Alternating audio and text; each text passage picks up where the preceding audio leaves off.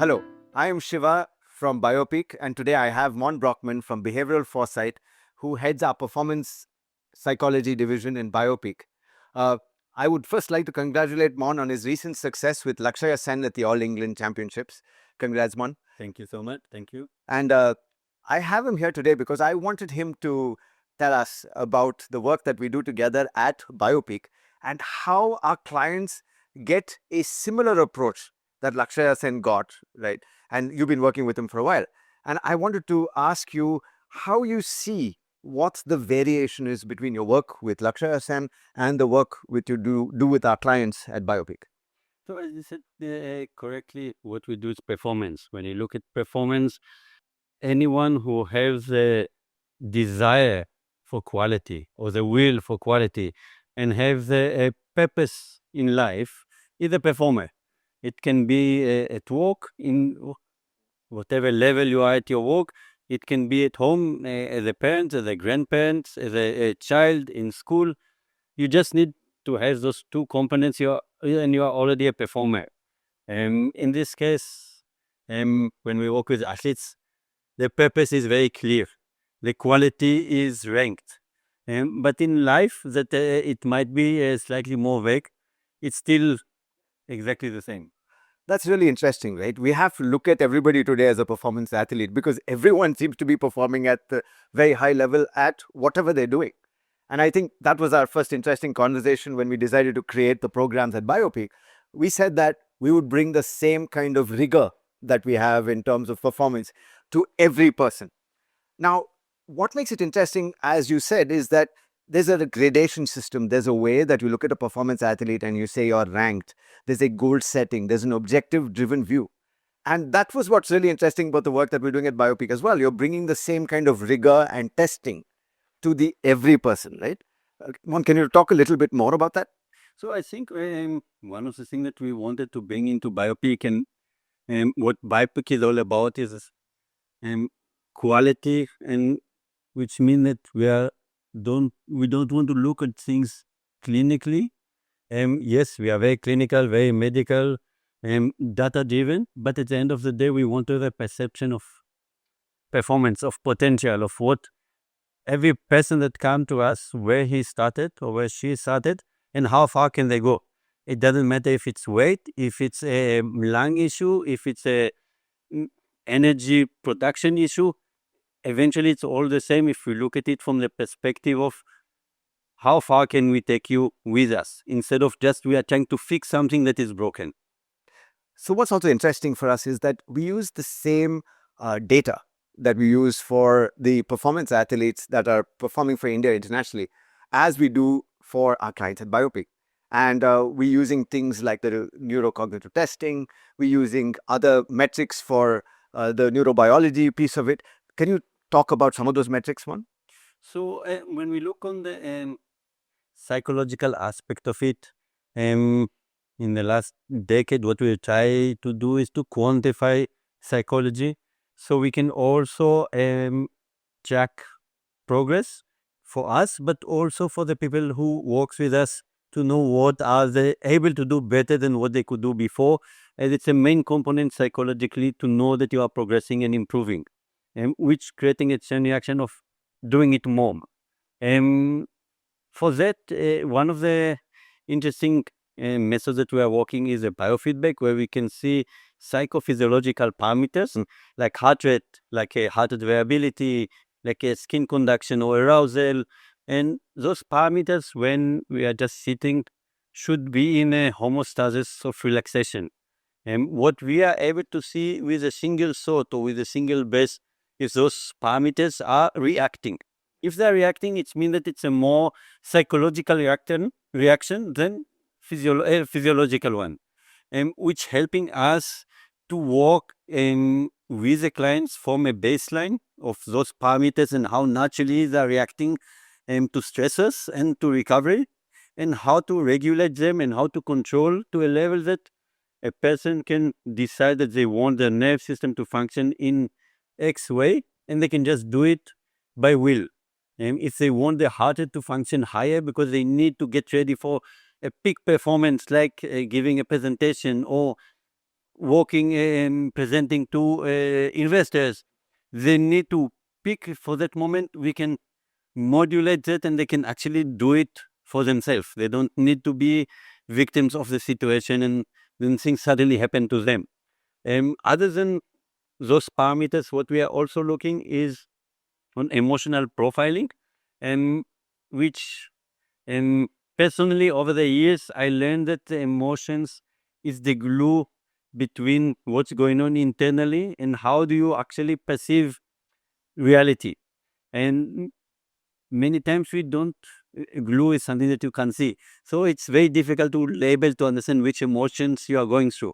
Today we have a way to quantify it, and in less than 5 minutes we can have a full emotional profile, which then can help us accelerate the whole process of which emotions are kind of holding you back, limiting you, or which of them are actually supporting what you want to achieve. Other than that, we are also looking into your respiratory system, and we are looking at again more from the mental aspect, because the breathing, and India know it better than the rest of the world. The breathing is your number one tool to control your states of mind. And irrespective of the environment or the situation, if you control your breath, you control your mind. The last one is the neurocognitive testing that we are doing, where we are able to detect early cognitive challenges, and we can also break down to cognitive skills and to know which skill exactly do you need to improve. Yeah. Now, I think that this whole comprehensive battery is very interesting once we connect it with blood work, with the gut function, and with all the other tests that Biopeak is doing, because we can see cognitive issues, but they are not cognitive. They might be coming from energy production or other things. We can see that the physiology is highly reactive, but there's not necessarily the physiology. It might be something that coming from the blood, or vice versa. That because this reactivity, the blood is unable to flow properly. Yes. So this is really interesting, because if you think about what we're doing with the neurocognitive testing, the work that we actually do is the neurocognitive testing becomes a metric for our clients to be able to look at this from a perspective of saying, where am I with my cognition? But we're able to see this from the perspective of imaging, from the MRI, and look at the brain from that perspective. And then you're able to look at it from the neurotransmitters that you make in the gut. Now, that story is all put together because all of this is a confluence in this organism. And what we're trying to do for everybody to be the best version of themselves is to use the tools that Mon's team brings in, and we're able to integrate these programs so that we're able to create this, right, using breath, as you talked about, and manipulate the things that we need to in the physiology using these softer tools, if one would. And this is the kind of work that we've been doing. And we were anyway doing this for performance athletes as well. And now we're transitioning it for the every person. What coming again to this one, I know that we have our next series of things that we've been discussing as we've been working on our discovery model. And one of the next things, just to give you a sneak preview of where we're heading, is now we're thinking of using the brainwaves. Maybe we can talk a little bit of those things that we want to come up with for the next layer of So I think when we speak about psychology, people have the understanding of, okay, I will talk to someone, I need to tell them everything about me, and this is psychology.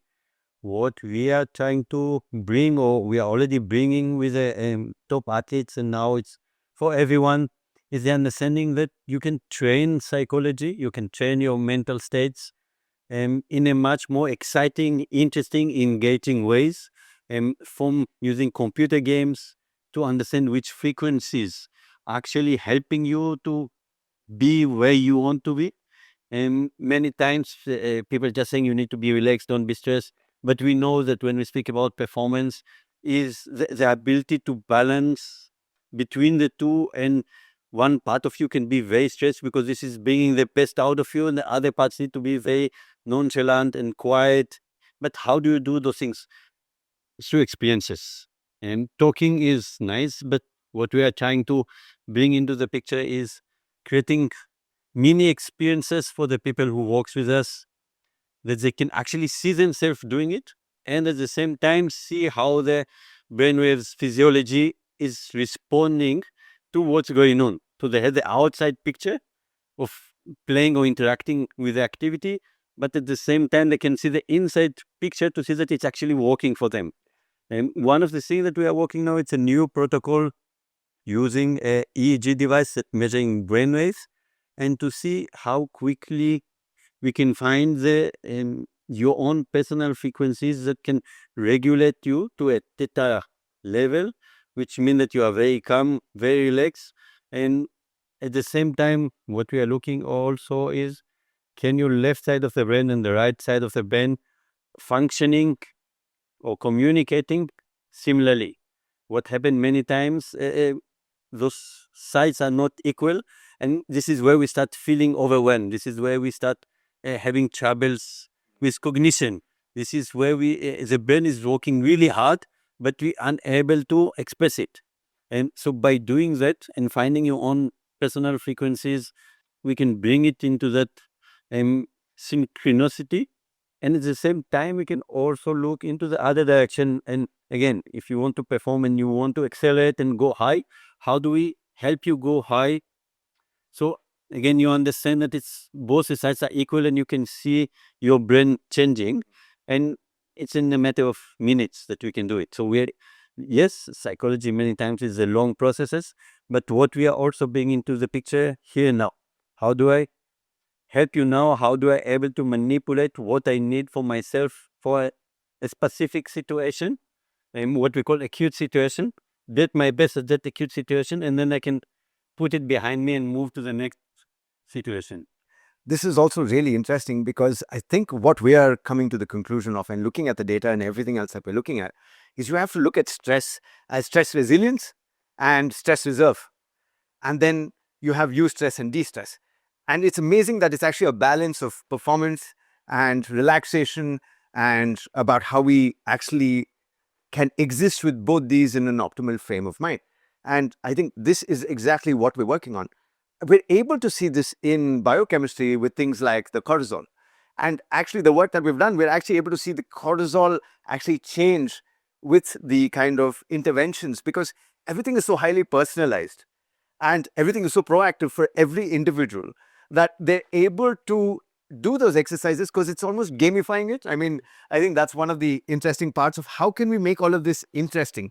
Because if you ask somebody to breathe, it becomes very difficult. Right. But if you ask them to play a game and modulate and they have feedback, the whole story changes. And I think this is why we're so keen on real-time data that we've been working with all our clients for a while. And in addition to this, let's also talk a little bit more about something deeper in terms of the psychology and the neuroscience that we've been working on recently. We wanted to do the MRI and actually the imaging and connect the imaging to networks. A little bit on that as well. So there's I would say, very new research in the world of neuroscience, looking at the bits on the brain instead of anatomically, looking at systematically, which means that it's till now we look at it like this part is doing that thing, that part doing that thing. Today, with advanced technology, we are able to see that it's a system. When I want to do a certain function, there's multiple parts in the brain that working, and this is why for many years researchers were struggling with that, because for one function this part is doing it, for another function the same part is doing it, then what is this part is actually doing? Today we have the knowledge of multiple brain networks or brain systems, and it's fascinating because you can see that there's brain networks that actually helping you introspect, learn from the situation, and you need to know how to work with that network positively, that it's helping you to grow. At the same time, when we look on execution, is how are you able to move from the internal thinking to an external way of functioning. It's a completely different brain systems. For example, we saw that for people with ADHD, one of the things that the default network is actually overactive. It's talking too much. And because it's talking too much, they are unable to focus. if we are able to help them reduce the noise from that, they will be able to much easily focus. So this is some of the things that we are doing with the help of fMRI, with the help of very advanced AI reporting, that we are able to break an fMRI into the smallest area of the brain and how each part of the brain is communicating with another part. We know which part is over communicating, which making this too much noise, which part are lack of communication, which mean that even if you want to do something, you are too slow, you are unable to understand, which again, we could see it on people with ADHD. The way they understand things is so different because of that.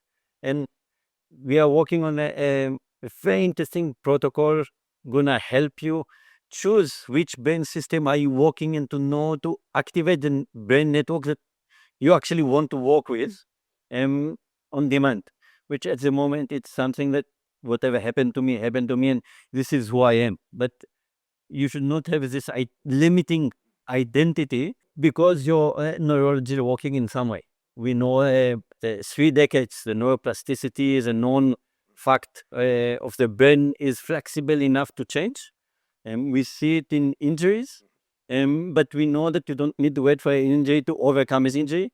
You can just do it for your performance. You can do it in everyday life, acquire new skills, be able to overcome different challenges, and to create the clarity of thinking that you would like to have. And I think this is really important because if you think about what neuroplasticity means and how it could help every single person, I think that's where resilience is built.